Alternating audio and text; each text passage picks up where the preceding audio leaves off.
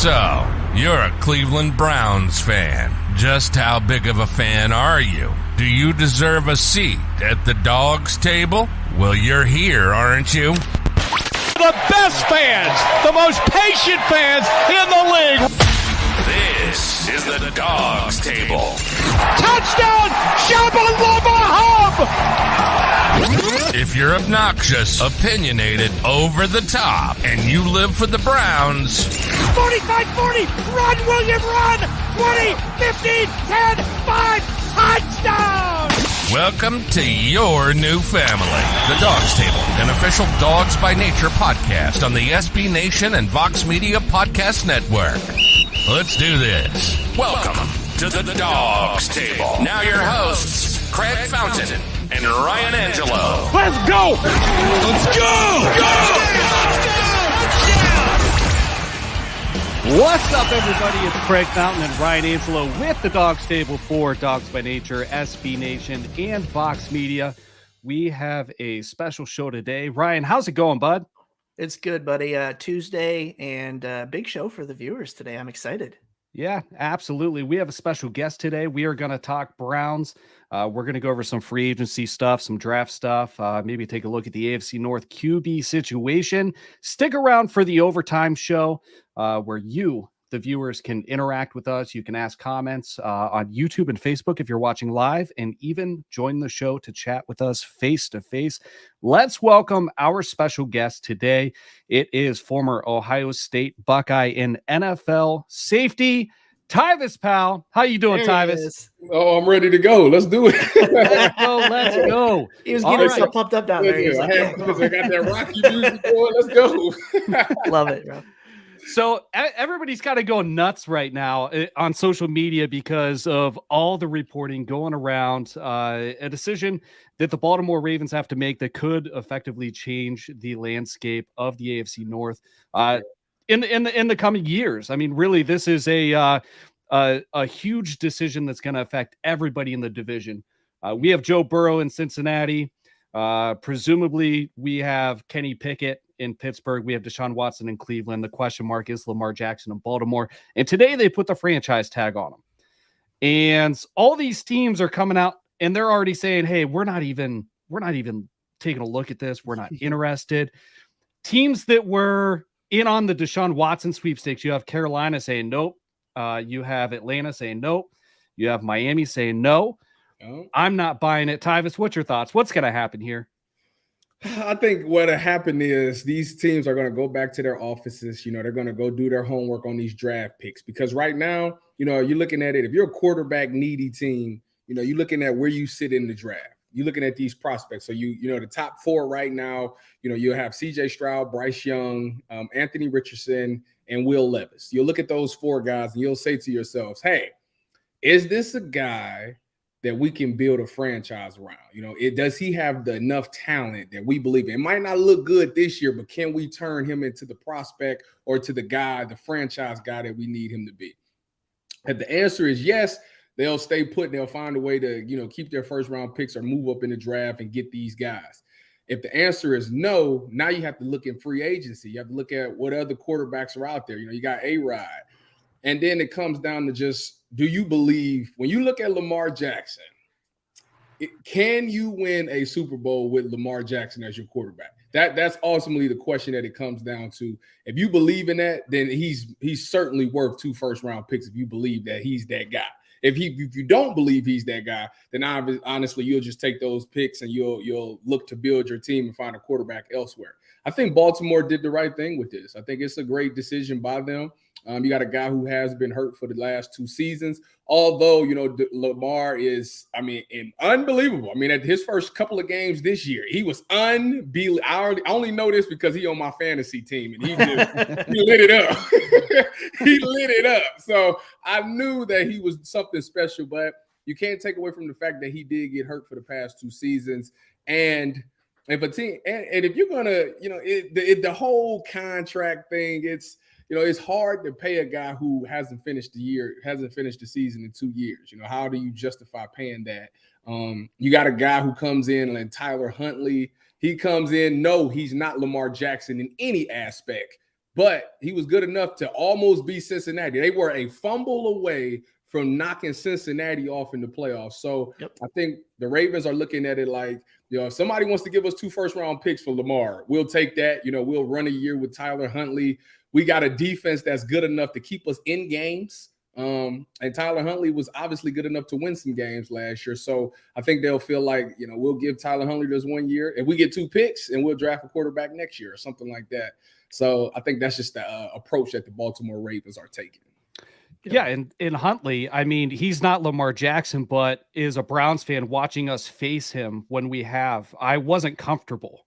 It wasn't, Lamar exits the game and we're like, wait a minute, what was that? The Baker shootout? Was that with Huntley? When when he came marching out after going to the bathroom. Yeah, exactly. Yeah. And Huntley didn't make us feel comfortable. And even Baltimore fans, they've seen him go in and they're like, hey, this isn't Lamar Jackson, but you mean we don't have to pay this guy a ton of money? Yeah. I think obviously everybody in Baltimore would like to see Lamar there. Do you think it really matters as far as how our division's going to shake out?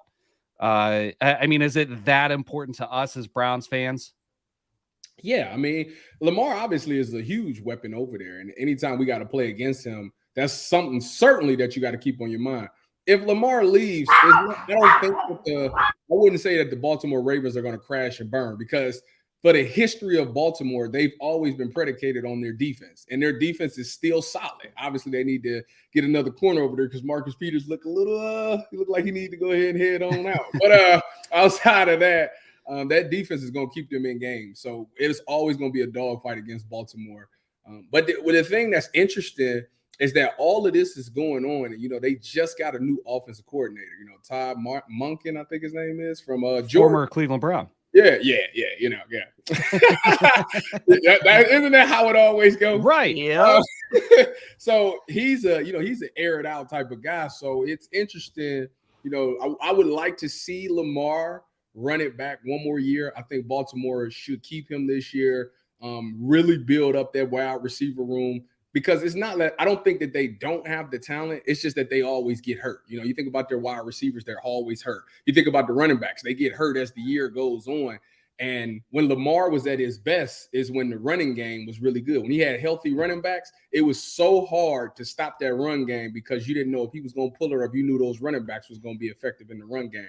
When those guys are not there, obviously Lamar is taking a lot of plays on himself to make things happen, and that's when injury starts to happen. So to me, if you want Lamar to be healthy, you have to keep those running backs healthy. And I remember, as a matter of fact, a couple of days ago, I think it was Rashad Bateman who came out and was on Twitter talking about, basically y'all need to help Lamar out and y'all need to do better in the offseason program because we're having too many injuries. They're like one of the most injured teams in the NFL. So obviously you can't win games if your best players aren't available.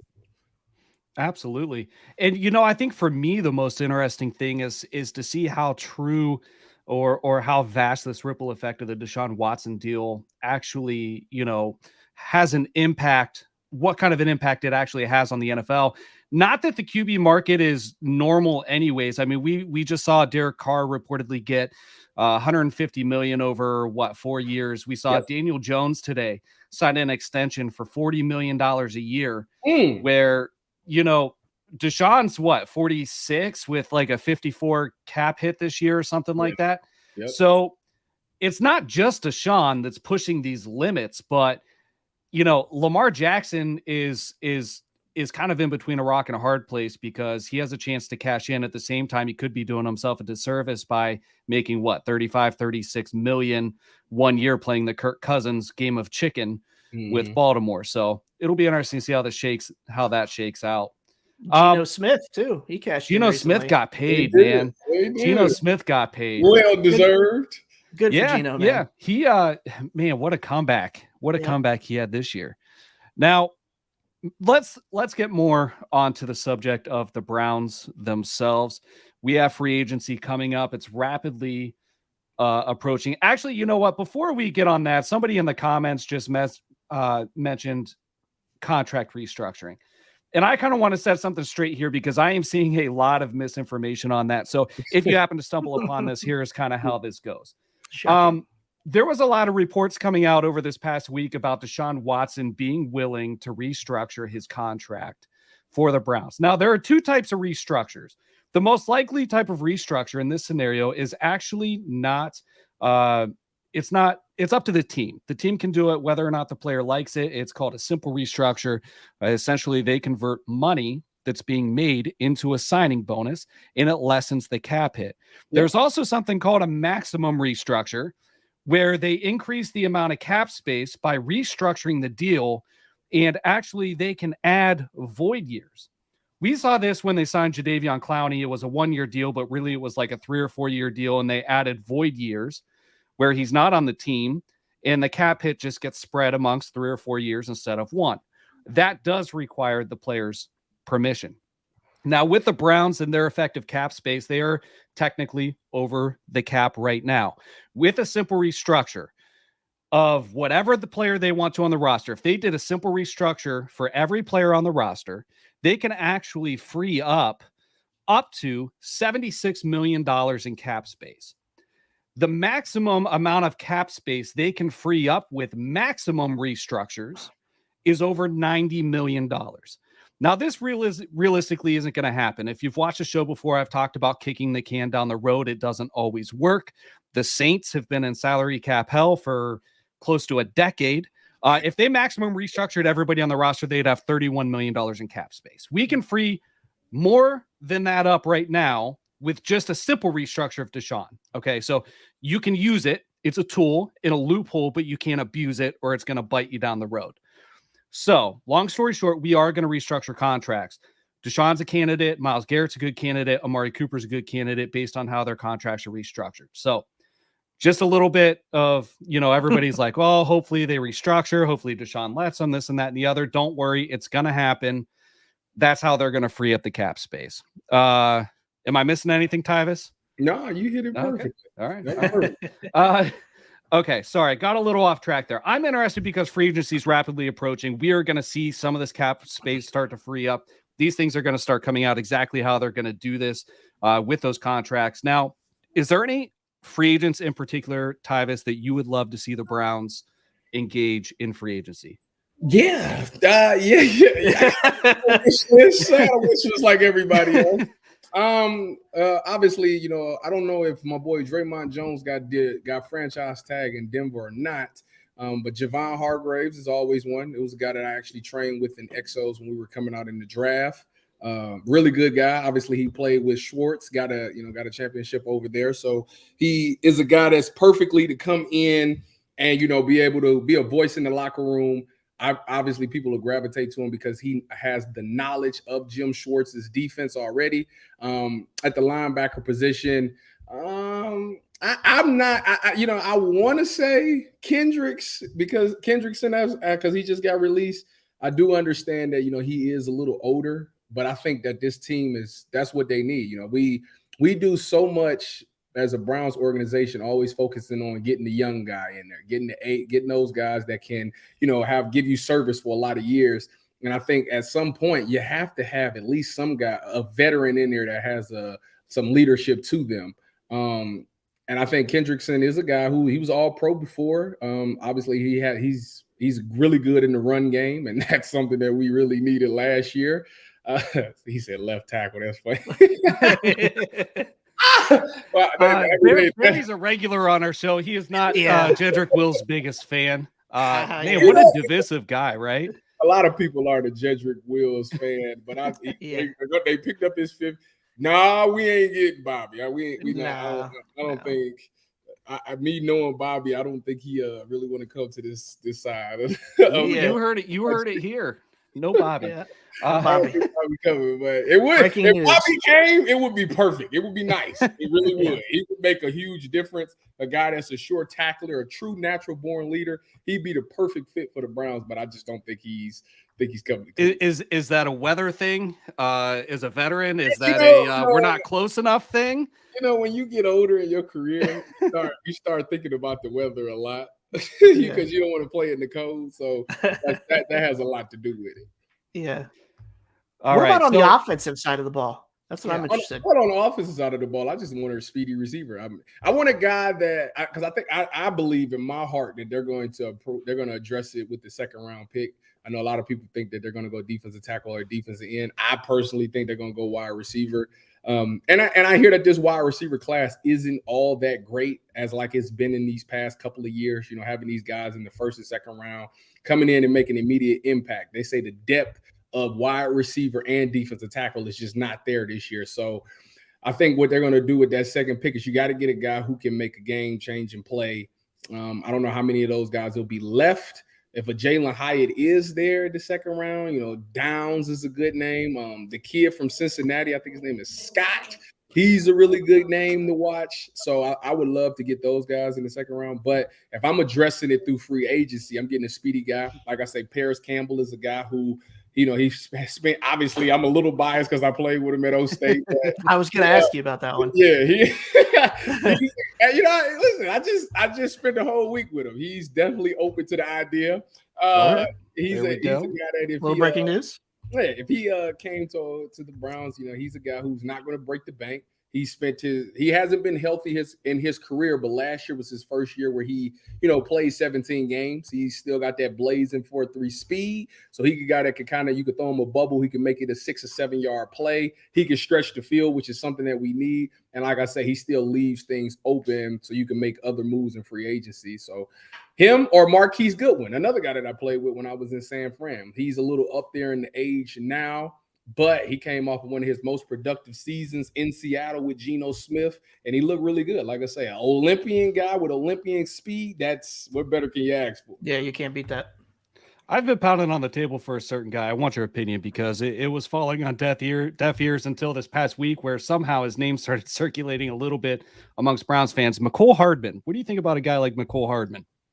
I mean, Mecole Hardman is good. He's a guy that, like I said, he stretches the field as well. He got that speed. He just not quite doing it for you. Yeah, he just that's where I'm at. He just doesn't quite do it for me. That's where I'm at. He's like, nah, this is Paris's job. Don't get me wrong. No. Don't get me wrong. Don't get me wrong. He is a guy because right now, if I'm playing DB against the Browns, speed is not something that I fear at all. Mm-hmm. Like I'm playing, we lining up at 12 yards, and I'm not backpedaling because I know you're not going to beat me deep. But Mecole Hardman is a guy who has that speed. He would at least strike the fear in safeties or in these corners to make them back off so that can open things up for a DPJ or an Amari Cooper. So just his presence out there would be really good. And like I said, he makes plays. I just don't know. I'm not expecting him to be the missing piece. That's what I mean. He's not the missing piece to be. I got you. I guess I'm more on the, and I think Paris Campbell fits the bill. Like, everybody's kind of got like their eyes on guys like DeAndre Hopkins and, they're doing the daydreaming, DeAndre Hopkins, Brandon Cooks, guys like that. And I'm kind of in that camp where I hate the Moneyball reference because that goes hand in hand with our franchise, but like, we don't need to hit home runs. We need to get on base. Mm-hmm. It seems like, there are some key pieces to getting the offense to operate well that I don't think have to be like these huge splashes. Well, I think when you think about the wide receivers, when you talk about those two guys in particular, those guys are, big playmaking guys, those guys. Now, what I don't like is like with a D-Hop would be good. Obviously, the name is great. He makes plays, but to me, it's redundant having him here. I mean, it's you still, he's not a blazer, so you're still not. He catches the ball really well. Don't get me wrong. He don't run the best routes. He's not a blazer. His number one thing is that he catches really good balls. That's it. That's about it. And I think that's not going to allow other people to get open. To me, if that's the case, then you would have to. This is me just talking. Just me talking. I would get rid of, if I'm gonna get D-Hop, I would get rid of DPJ because to me those are essentially the same type of guys. Yep. Gotcha. I agree with that. All right. So I am curious. We're going to save, I don't know if you have time to stick around. There's a lot of questions in the comments. Stick around for the overtime shows. Stick around for the overtime show, guys. The Dawgs By Nature podcast listeners can't see everything that's going on. We are doing the show live if you're listening on the podcast. So there's a lot of comments going on, questions for Tyvis. All right. So one last thing I want to kind of get into, and then maybe we can get into the overtime show. the NFL draft. You went through the NFL draft process. The combine just happened. There's a lot of analysis, maybe over analysis going on by fans, things like that. What did you make of the combine when you were going into the NFL, and how does that actually translate as far as like things that we can actually take things away from? And I know that's a really hard and vague and broad question, but you know, we look at groups and we say this is a slow group. You know, when you look at the combine, or how much stock are you putting into it in compared to like pro days and workouts and things like that? So to me, the way I look at combines is this. Combines is just something to see how you move. It's just to see if you're healthy. I don't really think it's a lot you could take from it. You know, the 40-yard dash, obviously it gives you the speed. The jumps tell you the explosiveness and stuff like that. And it's all fine and dandy, but at the end of the day, and I think this is the problem that a lot of fans, you know, you fall victim to it. You have to hit play on the tape. That at the end of the day, you could go out there and have amazing times and have amazing performance. At the end of the day, this game is a football. This is football. You gotta let me see what you did when you played, because that's what I'm getting when I'm drafting you, is this guy on the field. And I think that's what people get lost in. So yeah, you can. I don't put a lot of stock in those. Like for example, Jackson Smith-Njigba, he went out there. He didn't do a lot of drills, but you know he just showed that he was healthy. That was his number one thing. All right. Here we go. Be careful, Craig. I wasn't even. Be careful, Craig. No. Let's hear it. Do you have an unbiased opinion on Smith-Njigba coming into this draft? Like, I know you're an Ohio State guy. You played for the Buckeyes. Well, do you know Jackson? Not personally. A little bit. Okay, so there's nothing too personal here. He's not like. Okay. I give you my honest opinion. All right. I call it like it is, Chris. I call it like it is. Listen, I'm not an Ohio State fan. I'm also not an Ohio State fan. I'm just I don't really have an allegiance in college. It's weird. I know. Yeah. But JSN to me seems like a guy that when the reports are coming out that he may not be viewed as a first rounder or even a second rounder to some teams, I tend to actually buy into that a little bit. There's a small sample size. And he had a great year and a really great 5 to 6 game stretch, but it's very limited sample size. Changed my mind. How to change your mind on that? So what I would tell you is this.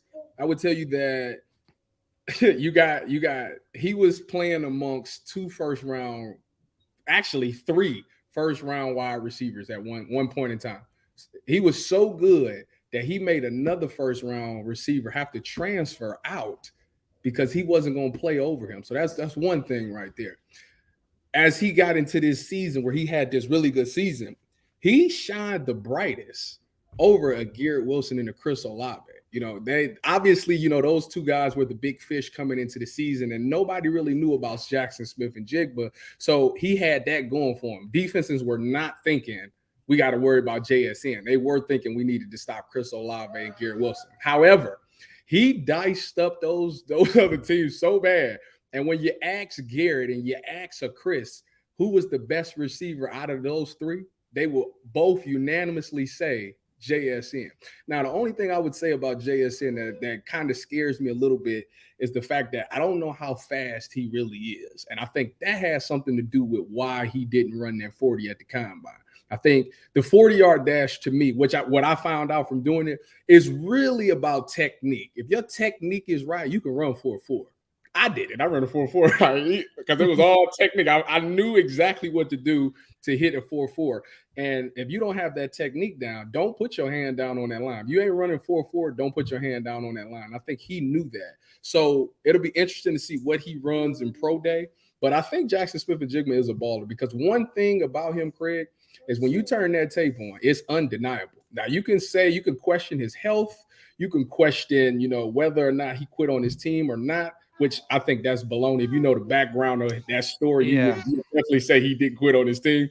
But one thing, at the end of the day, when you hit play on his tape, it's incredible. I personally think he's a first rounder. I think he goes in the first round. It's just me, but we'll see. Hello. See, You got to put your kids to bed early.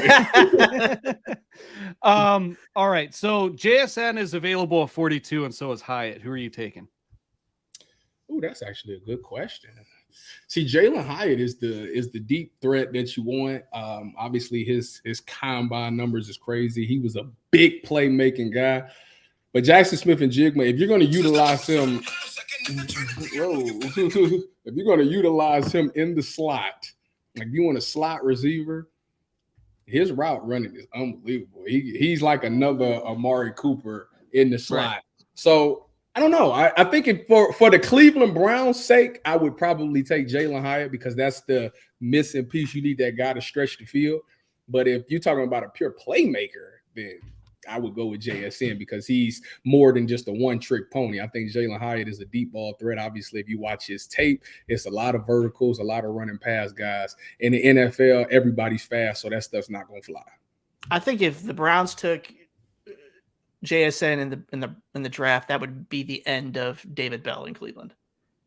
I don't think he would ever see the field over him. And I like David Bell. I liked him watching him at Purdue. I thought he was really good. Obviously, he's not the fastest guy in the world. If I was him, I would get with Amari Cooper and learn everything about getting in and out of your breaks, because if that's what he's going to have to be able to do, he's going to have to find a way to create that separation through his routes, getting in and out of his break, because he's not a break. Right. Well, and David Bell lasted until where he did because of poor testing. Yeah, he ran which could lend some, that could explain why JSN isn't necessarily doing that, because it could affect it. I mean, we're not just talking about draft position or ego. We're talking about dollars and cents, and there's some big differences here. Like I say, if JSN can't run at least a 4.5, I'm not putting my hand down on that ground. Right. All right. So anybody else on the draft you have your eyes on outside of wide receiver to close out this portion of the show? Well, and it pains me to say this, but this Mozzie Smith guy from the team up north he's really good. And it kills me. Y'all know it kills me to say this, but he's actually a really good player. I mean, he does fit the mold of what the Browns need at a defensive tackle. Obviously, we haven't done really well with our drafts, especially on the D-line. I mean, Alex Wright, the jury is still out. Perrion Winfrey, the jury is still out. They have flashes. But it hasn't been nothing consistent there in the last few years. Obviously, the defensive tackles before those guys were complete misses. So we got to do a better job just watching the tape and understanding what we're getting from these prospects. You have to learn that when you watch the tape, you got to ask yourself, how does this translate to what we do in our system or in our scheme? Can they fit our scheme? Can they do what Jim Schwartz need them to do? Can they win no one-on-one? Can they hold double teams? Can they stand their ground? Those are the things that you have to ask yourself when you're looking at these defensive tackles. And at the end of the day, even if they can't do none of that, the most important question is, do they have that dog attitude? Because you can't play defensive tackle and not have no attitude down there. Right. They'll put you on skates and roll you out of there. Right. You got to have something to you. You got to have a little bit of edge, a little bit of nastiness to you to be down in those trenches like that. So those are the guys that the Browns need to look after. And I don't want to keep hearing about these. We didn't want to go with that guy because we think he has character issues. At the end, it's a bunch of players that got character issues. The NFL got character issues. As long as they can do what they do on the field and be good off the field and not have no incidents, then that's what you need. Right. I got one more for you before we go to the next portion of the show. This one's especially because you played safety in the league. I've always said that the Browns safety position needed overhauled because they had too many safeties that were better closer to the line of scrimmage than in that center fielder position, right? Yeah. So is there a free agent out there that you think would be like the perfect fit to play next to, the other safeties that they have that are better closer to the line of scrimmage? Yeah, it's a guy out there I played with who actually to me was one of the most athletic safeties I've ever played with and had as a teammate. And his name is actually Jimmy Ward. We actually got the same agent. So if the Browns need his number and need to get in contact, I'll let me and I'll tell my agent, we can get this thing going. But Jimmy Ward to me is a guy who He played corner in the league. He played safety in the league. He played nickel in the league. Obviously, right now, we got that thing where we don't know who wants to play nickel. We got all these guys who's really good on the outside and want to play outside. And I get it because you want to get paid. You're not going to break the bank playing nickel, but you will break the bank playing corner. So they have legitimate arguments. But Jimmy Ward, to me, is a guy who can play, who's played in the post. He has really good speed. And even if that doesn't work out, you can slide him at nickel. He does really well in the run game. He does really well covering tight ends. So that's something that we can utilize. Obviously, we had an up and down season when it came to tight ends. I do believe that Dale Pitt turned it on late, and he had a really good year towards the end. But I just think you need some guys that's productive with the ball, getting interceptions, disguising their coverages, and just being that eraser. When things break, they can get the ball down on the ground. It's been times that things broke and we didn't do a good job of getting it down. So I think you need those guys that you can depend on back there that has some speed and that's not afraid to come up and put their face on the ball. Outstanding. Tyvis, we appreciate you joining the show. Everybody, this is Tyvis Powell. He's a former Ohio State Buckeye, played safety in the NFL. National champion Ohio State Buckeye. Watch yourself. You were the defensive MVP of the national title game, right? Yeah, something like that. That was so long ago. I don't even know who that guy is anymore. But you can follow him on Twitter at @1Tyvis. Any other handles or projects or anything like that you want to throw out there while you're on here? Follow the Ultimate Cleveland Sports Show. I'm on Wednesdays, and I'll be on Friday this week. If you want to listen to me on the radio, I work in Columbus at 97.1 The Fan. Buckeye Show 6 to 8. Me and my boy Tim Hall is doing that. I also do the Saturday show on 97.1 The Fan, 12 to 3. If you want to listen to me there. Awesome. Excellent. Awesome. We appreciate you joining the show, Tyvis. For those of you watching, stick around for the overtime show here in just a moment, where you can ask us some questions, interact with us. And if you're listening to the Dawgs By Nature podcast network, we appreciate you tuning in. Catch us next week for our next episode. Until next time, go Browns. Go Browns. Go Browns. All right. That is it for the Dawgs By Nature portion of the show. We tend to get a little bit more casual for the overtime show, guys. Tyvis, do you have a few minutes to stick around? I do. I got a couple minutes. Okay. Outstanding. All right. If you guys have any questions, go ahead and post them in the comments. If you can be appropriate, I'm going to post a link in the comments. You can join the show, ask a question. Be good, guys. Don't get us deleted from anything. So if you are on Facebook or YouTube, you can click this link if you choose. It looks just like this and it'll bring you in. You can ask a question. All right. So I'm going to scroll back here and kind of go through some of these comments. That's what I was looking to see. Any thoughts on Josh Gordon in the XFL? I mean, is it just level of competition, or is he, what's going on here? So Josh Gordon, first of all, Josh Gordon is a freak of nature. I mean, we already know that from watching him with the Cleveland Browns and things that he's doing. The XFL, the competition is not necessarily the same. These are not the elite of the elite. These are guys who, are trying to get taped to get back to being in the NFL. These are guys that, the NFL may have overlooked. So I think you got to take it with a grain of salt. He is a really good athlete, which we already know that from watching him for many years. But I think he's head and shoulders above a lot of the players that he's going against, especially in the defensive back room. I remember just watching it for the one season, and just the ball skills in their DB is just not up to par, right? Like it should be. So he's really taking advantage of that right now. Yeah, I agree with that. All right. Looking at some of these other comments. All right. Here's something we didn't get into. So the Kareem Hunt situation. We have Kareem Hunt and Dearness Johnson looking at free agency, which leaves Nick Chubb, Jerome Ford, and a few other guys. Do you think the Browns go draft a wide receiver? Do you think they re-sign one of those guys? What do you think is going to happen there? Running back.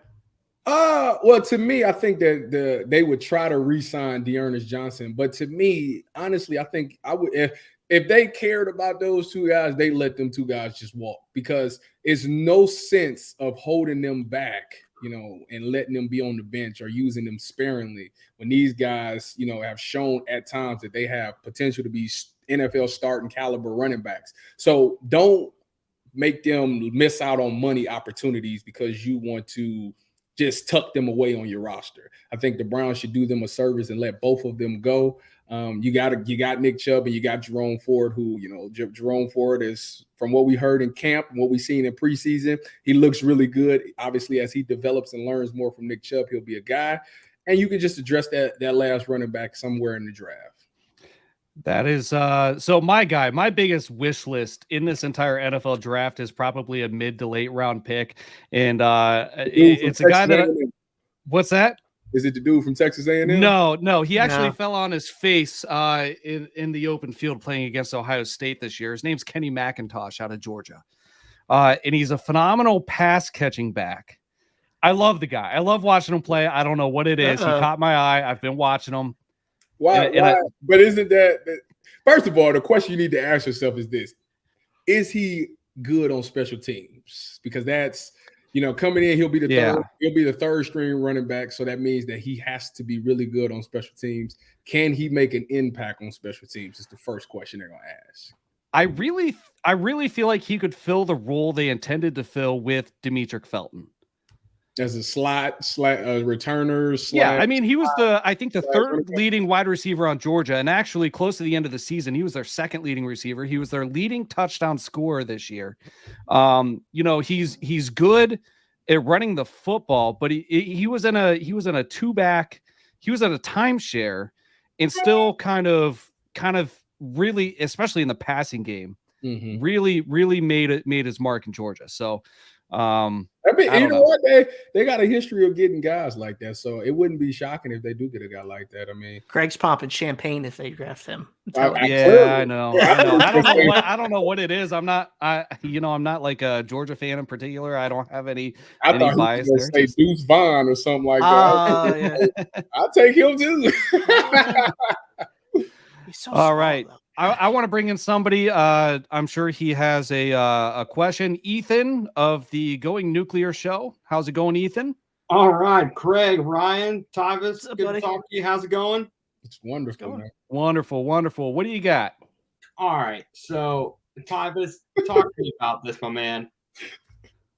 The defensive backs that come out of college, and enter the NFL, what is the training that they're getting, that you guys were getting down at Ohio State to prepare you for the different rules in the NFL game in terms of, not face guarding the wide receivers? Well, honestly, it's when you're in college, every coach tells you to turn your head around and make a play on the ball. And what happens is, and this is where the game is going now. It's all about your positioning. When you're guarding these wide receivers in college or even in the NFL, the only time you can turn your head and look for the ball is if you're in a good relationship with the wide receiver. Because obviously, if he's even, he's leaving. If you're not in a hand-hip relationship and you look back for the ball, he's going to take off on you anyway. So what's happening is these wide receivers has become so good over the years. I'm not going to lie, the wide receivers got a leg up on the DBs right now. That you're always in chase mode. You're getting beat off the line. So you're always in chase mode. And you're never, ever in that position where you could turn around and look for the ball. So that's why you see these guys playing their hands. So if you can't turn your head around and look for the ball, the next best thing to do is play the hands. And that's what you see a lot of guys doing. Now, today's football is chuck the ball deep, throw it a little bit short, and if they run into you, it's a pass interference all the time. So people are like, well, why don't you turn your head around? Well, the problem is he beat me so bad off the line that I'm in full chase mode. I'm sprinting 100 yards trying to catch the guy, that when he slows down, I can't slow down as good as he can because I'm already running as fast as I can. And that's where the PI comes. So it's all about these DBs getting in better position, getting in control, staying on top of the route off the line of scrimmage. And if you do that, you'll eliminate those face guard and penalties. Gotcha. Well, I appreciate the explanation because I often wonder that when I'm watching it and I'm like, what are these guys doing? Mm-hmm. And the other question I have for you is the way the college game is going with these spread offenses. Mm-hmm. Is that not less advantageous for college players, offensively to be playing that versus the pro style, with the hash marks wider in college and so on and so forth. Yeah, no, there is definitely, it gives the advantage to the offense all the time. That's why you wonder why these wide receivers have come into the league and look so good and look so NFL ready. It's because they have the practice. This spread offense, you're getting one-on-ones all the time now, and you're spreading these offense out that you can't get help. It's allowing these guys to understand how to beat one-on-one coverage, which goes back to why DBs look so bad. So that's just what it is. You would definitely want to you'll look more productive in the spread offense in college more than the pro style offense. Right. Gotcha. Thanks, Tyvis. I appreciate the questions. Go Buckeyes. Go Bucks. Thanks, Ethan. All right. So if any of you guys want to click that link, you can join the show and ask a question or ask one in the comments. You said something that, oh, man. All right. Another little bit of a divisive subject that I kind of dismissed, but maybe it's not worth dismissing. You mentioned some of the changes in the running back room. Let Hunt walk. Let Johnson walk. Mm-hmm. What are you thinking about Chubb?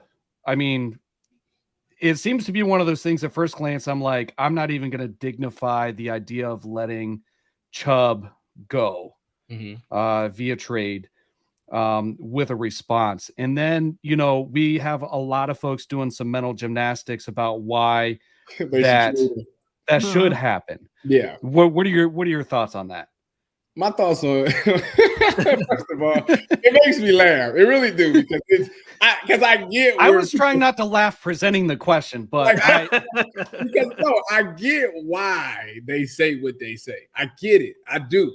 People say when you look at these teams that win Super Bowl, it's not because of a great run game, and it's not. You got to. We want the explosive plays, and to get an explosive run play, you got to get 9+ yards on the run, and I get all of that. I do. But at the end of the day, running the ball is like the key thing. If you can run the ball all night, then you'll win a lot of games. I get that y'all want Deshaun Watson to be. And this is what gets me, because the problem is everybody wants that Deshaun Watson from Houston. He doesn't have to be that guy. He had to be that guy in Houston because there was nobody else. I don't know I don't know that we should want him to be that guy, right? Deshaun Watson in Houston is a lot like Matt Stafford in Detroit, right? You can throw for 5,000 yards and 40 touchdowns. That doesn't necessarily equate to Super Bowls. Yeah, it's like I always say it's like when Kevin Love was with the Timberwolves. He had to go for 20 a night. He came to the Cavs and that was done because he didn't have to do that. You got Nick Chubb back there, a guy who he actually got a lot of respect for. He claims he grew up watching the guy and he couldn't wait to play with the guy. Like, I don't have to be that guy. I just need to be effective in the passing game because we know Nick Chubb is going to be effective in the run game. I don't know why people are so quick to just try to get rid of great players. It makes me laugh. It's very laughable.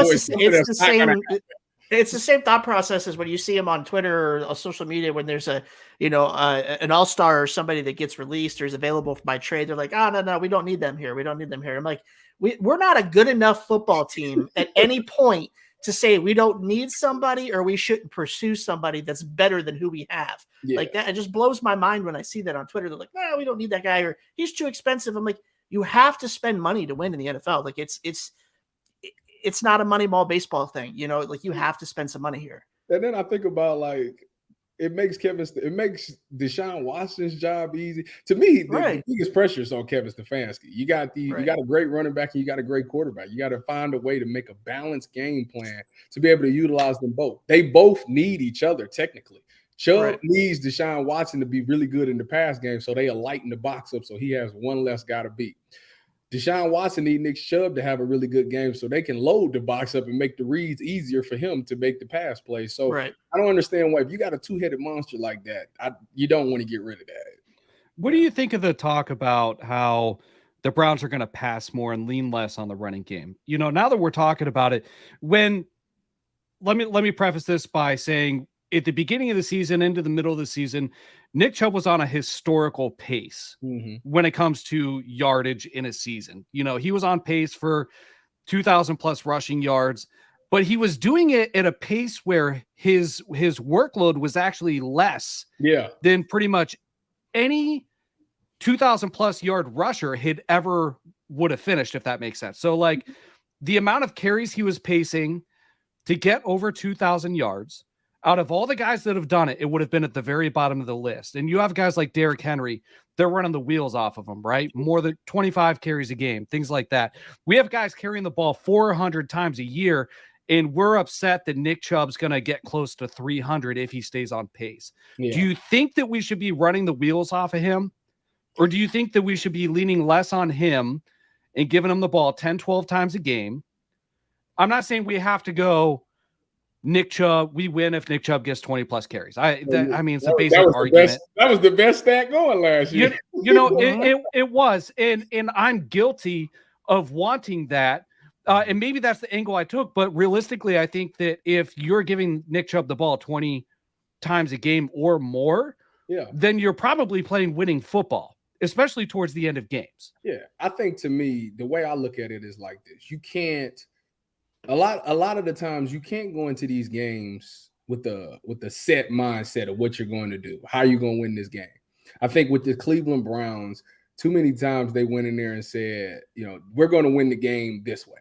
Everybody knows that Nick Chubb is our best player, so we have to find a way. We're going to surprise them and catch them off guard and throw the ball a lot. And to me, if the run game is what's effective, then for that game, it's just about that. And you got to take this thing 1 week at a time. Whatever working is winning you the game, do that. Keep doing that. Sure. Because if you go back and you think about this, let's take it to the Chargers week. What did the Chargers do? Hey, 32nd in rushing, not going to run the ball. Passing, Justin Herbert going to sling the ball. What they do? Run the ball all game. Although they're really good at passing the ball and they're terrible at running, the run game is what's winning them the game. So let's continue to run the ball. Atlanta comes in, they're down there starting running backs. He's nicked up. He ain't even 100%. But they found out that the Browns weren't good at stopping the run, so they just continue to run the ball. They whole drive, they went 10 plays, just straight 10 runs. It's you need to do what you need to do to win the game. And when you look at the Browns roster, they're good enough to beat you either way. They can beat you with the pass if need be, and they can beat you with the run need be. So I think the Browns, when to answer your question about Nick Chubb getting the ball, to me, it's about what that game calls for. If he's effective, he's breaking runs, keep rolling with the hot hand. But if not, then take some hits off of his body, continue to think about the longevity of his career, and let that $230 million man do work. Let him do what you paid him to do, and he can dice him up that way as well. Fair enough. All right. So I appreciate that. Last question, because you're a Buckeye, former teammate. What's going on with Zeke in Dallas, man? Pollard got the franchise tag. That's funny because I just spent the week with him too. I spent the week with Zeke. Listen, I mean, Zeke to me, Zeke is perfect example. When he first got there, he was getting the ball 30 times a game, and it's a lot of wear and tear on his body. Zeke is very good still on those short yardage. He does look like he lost a little bit of his explosiveness, but that's why Tony Pollard is there. I think those two guys they work hand in hand, and I really wouldn't get rid of one of them. I know a lot of people are like, Zeke, doesn't deserve the money, and rightfully so. I respect people that say that because, his numbers are not what they're supposed to be for a guy that's getting paid that amount of money. But I do believe that with him and Tony Pollard, they can hit you and beat you in both ways. They can, Tony Zeke wears the defense down. Tony comes in and just run by people and scores. And obviously, I think those two guys got a good thing going. So, yeah, I mean, will Zeke take the contract? Will he restructure his contract? Yeah, it should be something that he should do. But I'll be interested to find out if he does. I mean, do you see? I mean, listen, he was there. He was the guy, right? Yeah. He was the guy. He got that second contract. And second contracts for running backs, they aren't just like all over the place, right? And we saw Aaron Jones restructure with A.J. Dillon in Green Bay. Mm-hmm. But, is Zeke willing to take a running back by committee role, or do you think he's going to try to land himself in a situation, maybe not in Dallas, to where he's a lead back? Well, it depends on what he values. Why do we play this game? You know, is he playing it for money? Is he because he want to make as much money as he can, or is he playing it because he wants to win the Super Bowl? I think that's the question. We'll find out from the decision that he make. But to me, if you're getting late into your career, you haven't got to a Super Bowl or haven't gotten deep in the playoffs, I really want to win a Super Bowl. And if that means I got to give up a couple of dollars just to stay here on this team, if I believe in this organization and I believe in this team, then this is something that I would stay with, and I definitely would make that sacrifice. Because at the end of the day, I want a ring out of this whole thing. Everybody wants a Super Bowl ring to say that they're a Super Bowl champion. And I think if that might be what he needs to do. Okay, last question on the ring. Do the Browns mortgage their future to get one, or did they want to build a dynasty? Well, I mean, this is divisive. This is a divisive topic also. Well, this is, I mean, obviously from their action, they're mortgaging their future for one ring, which is fine. At the end of the day, everybody that's a Browns fan just want to see it one time. If we don't win another, if we win it one time in a franchise history, that's we gonna talk about it like in 100 years. You're gonna think it was just yesterday that we won that championship. So just one. That's it. Just one. Just one. It would be nice to build a dynasty, but the only way to build dynasty nowadays is you have to hit on the draft at the quarterback position in particular. You got to be able to have a rookie quarterback come in, be able to wheel and deal, or you just got to have a one-on-one quarterback like a Patrick Mahomes. So that's at this point right now, we flipping the coin. We don't know what Deshaun's doing just yet. Right. All right, Tyvis, we appreciate you joining the show so much. You've been a phenomenal guest. We appreciate it. Absolutely, man. Thank you. You know, lots of fun talking Browns. If you're watching the show, join us next Tuesday at 9 p.m. We are going to be live once again, talking Browns. Maybe another special guest. We'll see. But I'll leave that teaser out there. Tyvis, thank you so much for joining the show. And for all you guys watching, thanks for joining. Go Browns. Go Browns. Go Browns.